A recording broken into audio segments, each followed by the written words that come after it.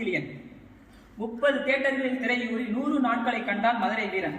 மன்னா, என் மீது தாட்டப்பட்டுள்ள குற்றச்சாட்டுகளின் எண்ணிக்கையை பல. ஒருவனை குற்றவாளி ஆக்கிவிடலாம், நிரபராதி என நிரூபிப்பதுதான் கடினம். இதுவரைவின் வாழ்விலே கள்ளம் இல்லை, கபடி இல்லை, சூது இல்லை, சூழ்ச்சி இல்லை. இந்த பதவி நான் கேட்டு பெறவும் இல்லை. கூப்பிட்டு தந்தீர்கள் என்பதற்காக நான் செய்வதெல்லாம் சரி என்று வாதிக்கவும் இல்லை. புலிவேட்டையாடும் பொறுப்பேற்றேன். வழியிலே ஒரு புள்ளிமானை காப்பாற்ற வேண்டிய அவசியம் வந்தது. காப்பாற்ற வருவான். அந்த வரவில் கள்ளர்களோடு சம்பந்தப்படுத்துவோம் என்று காத்திருந்தார்கள் சிலர். யார் அந்த சிலர்? ஏன் இங்கு வந்தார்கள்? எவருக்கு ஆணை?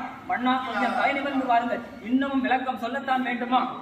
நான் நிரபராதியை நிரூபிப்பதற்கு முன் இந்த வழக்கை சிட்டிசே திறமசாலி என்பதை ஒப்புக்கொள்கிறேன். அந்த திறமைதான் நீதிக்கு அடிப்படை என்றால் தாங்கள் தங்கள் இஷ்டம் போல் தீர்ப்பு கூறலாம். அதற்கு முன் ஒன்று, நாடு பயமில்லாமல் வாழ வேண்டும். பச்சை பயிர்கள் செழித்து வளரும் பாண்டிய மண்டலம் நீடூடி வாழ வேண்டும். திருமலை மன்னர் சீரும் சிறப்பும் பெற்று சிவந்தோங்க வேண்டும் என்றெல்லாம் ஆசைப்பட்டவன் நான். பொறாமைக்காரரின் விச மூச்சிலே, அதிகாரிகள் பின்புறம் நடத்தும் தாக்குதலிலே நான் யார் என்ற கேள்வி மறைந்து குற்ற கூண்டிலே நிற்க வேண்டிய கோலமான நிலை அறிந்திருக்கிறேன். நான் சாக வேண்டும் என்று மன்னர் தீர்ப்பளித்தாலும் சரி, அதற்காக நான் அஞ்சப் போவதில்லை. ஆனால் கடைசி முறையாக கூறுகிறேன், நேற்றும் சரி இன்றும் சரி, கள்ளர்களோடு எங்களுக்கு உறவும் இல்லை. மதுரை பேரரசுக்கு நான் துரோகம் நினைக்கவும் இல்லை. ஏன் துரோகம் எங்கள் பரம்பரையிலே இல்லை.